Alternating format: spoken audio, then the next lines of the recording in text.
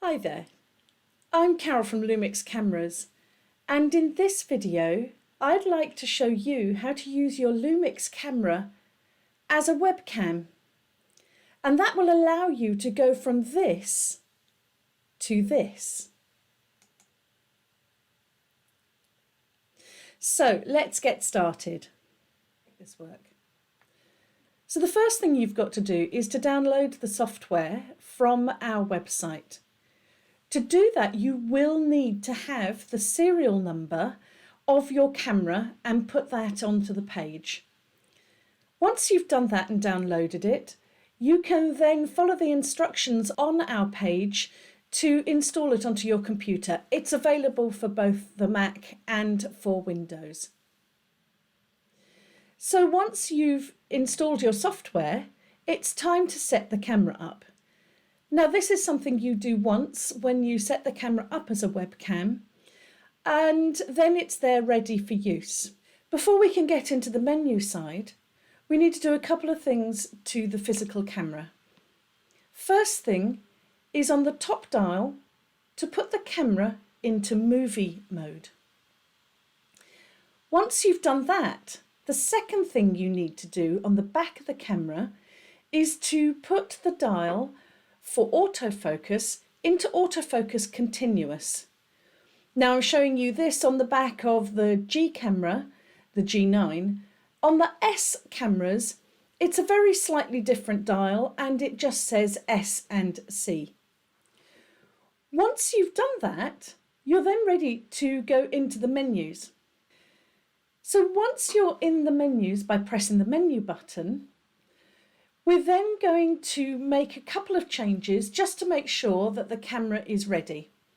Once we're in the menu, you're going to go to the Movie menu tab and you're going to set the exposure mode to P. And you do that just by tapping on the screen and setting P.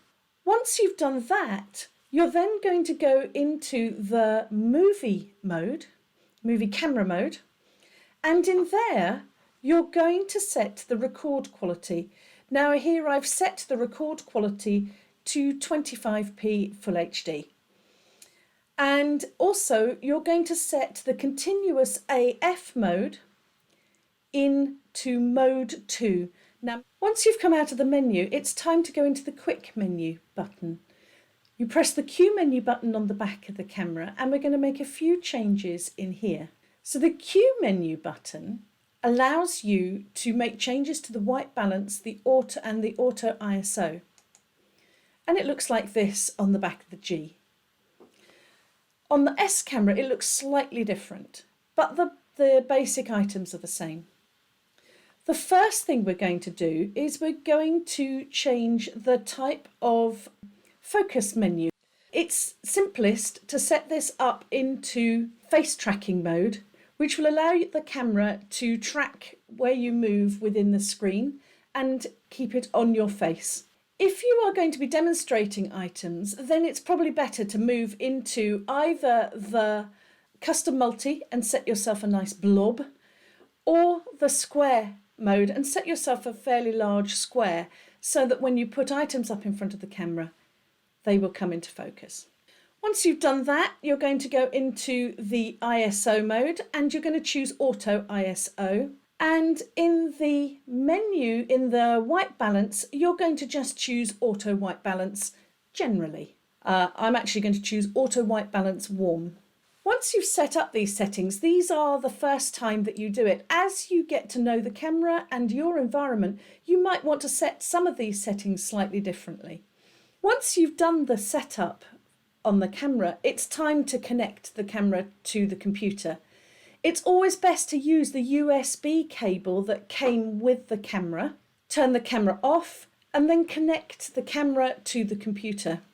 Once the camera is connected, you can then go into your communication software, whether that's Teams, Zoom, Facebook Live, YouTube, and choose the camera that you're going to use. To do that, go to your software and one of the cameras that you will see will say Lumix Webcam. That's the camera to choose. Once you've done that, you should then see that your picture looks something like this.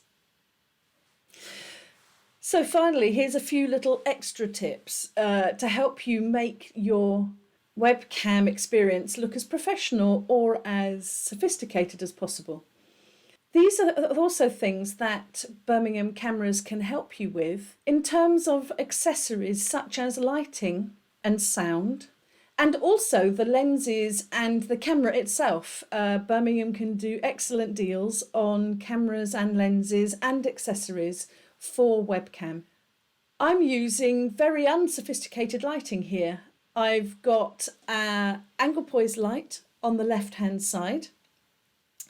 And on the right-hand side, I've got an LED panel, which I've covered up with some bubble wrap.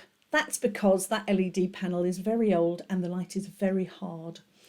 So by covering it with a little bubble wrap, that diffuses the light a lot.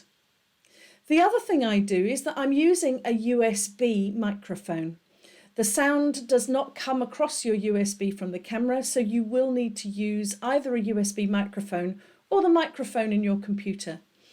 Also, I'm very careful about which lens I'm using. Now, on the camera that I'm filming this on, which is an S camera, I'm using the 24-70 2.8.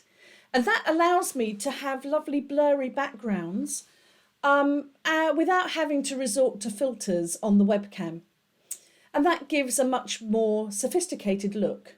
But you can also, on the G cameras, you very effectively use things like the 12-35 lens or some of the smaller primes, which will give you a nice field of view. The beauty of a zoom lens is it allows you to expand out if you need to, or come in closer if you want to as well. And those are all very useful items when you're trying to make your webcam experience look a little bit different. Now, obviously, I've paid a little bit of attention as well to my background, and that's mainly so that you can't see just how small this room really is. So to finish up, you can see that it's very simple to set up your Lumix camera as a webcam and step up your web presence, whether that's for professional or for personal use. Bermingham Cameras can help you with accessories and with the cameras itself and with help and advice. And I'll leave links below to some useful links about how to take this another step on and use this camera for live streaming as well. Please like this video, that helps Bermingham Cameras no end. And please leave comments and questions, and we will try to come back to you with answers. Thanks ever so much.